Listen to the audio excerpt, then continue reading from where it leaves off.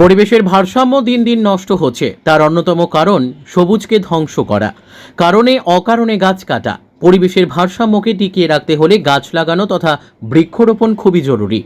আগরতলা মেহের কালীবাড়ি এলাকায় বৃক্ষরোপণের সূচনা করে এমনটাই বললেন আগরতলা পুর নিগমের মেয়র দীপক মজুমদার। শুক্রবার আয়ুষ মিশন এমপ্লয়িজ অ্যাসোসিয়েশন এবং বিজেপি আইটি সেলের উদ্যোগে বৃক্ষরোপণ কর্মসূচির আয়োজন করা হয়। মেয়র সহ স্থানীয় বিজেপি নেতৃত্ব এবং আয়ুষ মিশন এমপ্লয়িজ অ্যাসোসিয়েশন এবং বিজেপি আইটি সেলের সদস্যরা এই বৃক্ষরোপণ কর্মসূচিতে অংশ নেন। সবাই মেহের কালীবাড়িতে একটি করে গাছের চারা রোপণ করেন। তাদের এই উদ্যোগকে সাধুবাদ জানান মেয়র। তিনি এক প্রতিক্রিয়ায় বলেন, পরিবেশের ভারসাম্যকে টিকিয়ে রাখতে হলে গাছ লাগানো তথা বৃক্ষরোপণ খুবই জরুরি।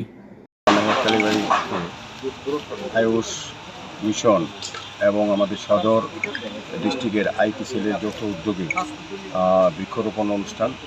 এখানে আমাদের মধ্যে আমাদের মাননীয় কর্পোরেটর বাচ্চাদের বর্মা সহ বিভিন্ন নেতৃবৃন্দ, এই এলাকার যারা গুণীজনেরা স্বজনেরা আছেন এবং আয়ুষের যিনি সেক্রেটারি উনিও আছেন। সার্বিকভাবে আমাদের আইটি সেলের যে কনভেনার সুকান্ত বণিক, ওনার উদ্যোগেই আজকের এই অনুষ্ঠান।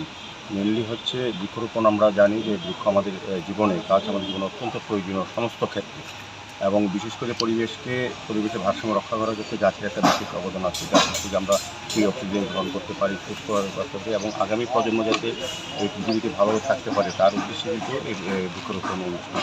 তো আমি সার্বিকভাবে আয়ুষ মিশন এবং বিশেষ করে সদর জেলার যে আইটি সেল এবং তাদের কনভেনার, তাকে ধন্যবাদ জানাই এবং কর্পোরেটরের যে একটা বিশেষ উদ্যোগ গ্রহণ করেছেন। আমাদের এখানে রাজ্য কমিটির সম্পাদক সরকারও আছেন, অন্যান্য নেতৃবৃন্দরা আছেন। তো আমার বিশ্বাস এবং আমাদের সরকার যেভাবে সারা দেশের সঙ্গে সারা রাজ্যে বৃক্ষরোপণ করার চেষ্টা করা হচ্ছে, মানে সবুজ তৈরি করার সারা দেশে, আমাদের শহরও আমরা চাইছি আগরতলা শহরকে সবুজ থাকার ক্ষেত্রে এবং মানুষকে সুস্থভাবে বাঁচার যে প্রয়োজন, সেটার জন্য আমরা গাছ রোপণ করছি।